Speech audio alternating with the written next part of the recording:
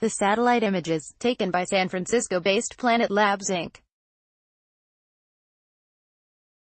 and analyzed by researchers at the Middlebury Institute for International Studies (MIIS) in Monterey, show Pyongyang finishing construction at the Chemical Material Institute, which researchers say is based in the North Korean city of Hamgyong.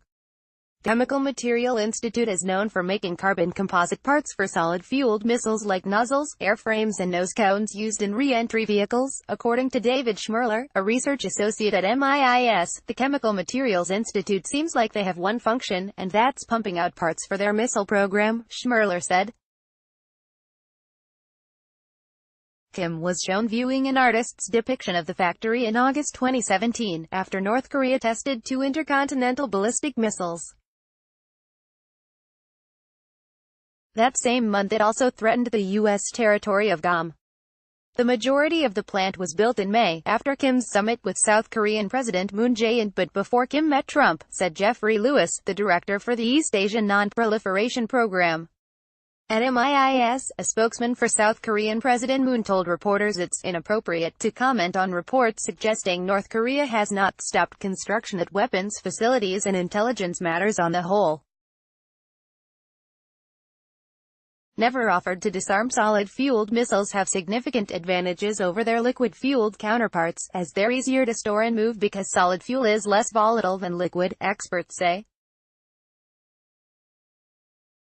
Long-range ballistic missiles can be used to deliver a miniaturized nuclear warhead thousands of miles away.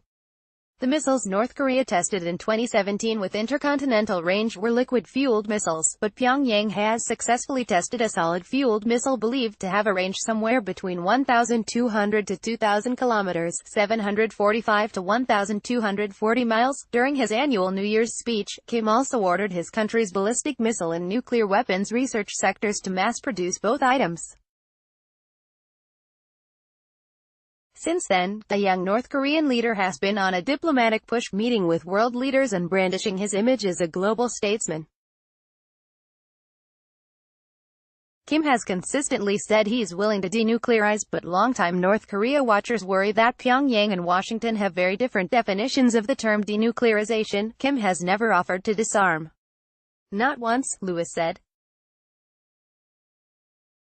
He's arming, not disarming. Trump and Kim signed agreement after their summit in Singapore, stated that Kim reaffirmed his firm and unwavering commitment to complete denuclearization of the Korean Peninsula, and that his country would commit to work toward complete denuclearization of the Korean Peninsula. North Korea monitoring website 38 North analyzed satellite images last week that showed infrastructure improvements surrounding some of Pyongyang's nuclear facilities, but the authors cautioned the work should not be seen as having any relationship to North Korea's pledge to denuclearize.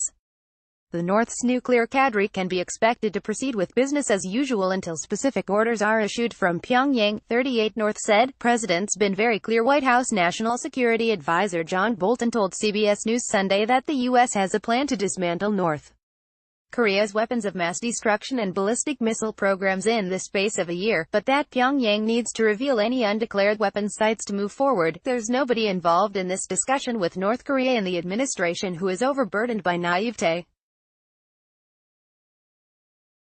We've seen how the North Koreans have behaved before, Bolton said. The president's been very clear. He is not going to make mistakes of prior administrations.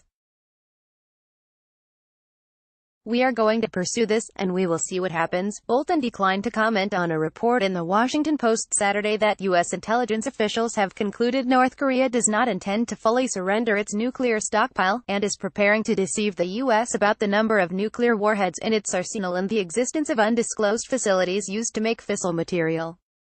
U.S. officials led by Ambassador Sung Kim, Secretary of State Mike Pompeo's point man for negotiations with Pyongyang, met with their North Korean counterparts Sunday at the demilitarized zone that divides North and South Korea, the first such meeting since the Singapore summit. CNN's Elise Labott, Yoon Jung-seo and Megan Vasquez contributed to this report.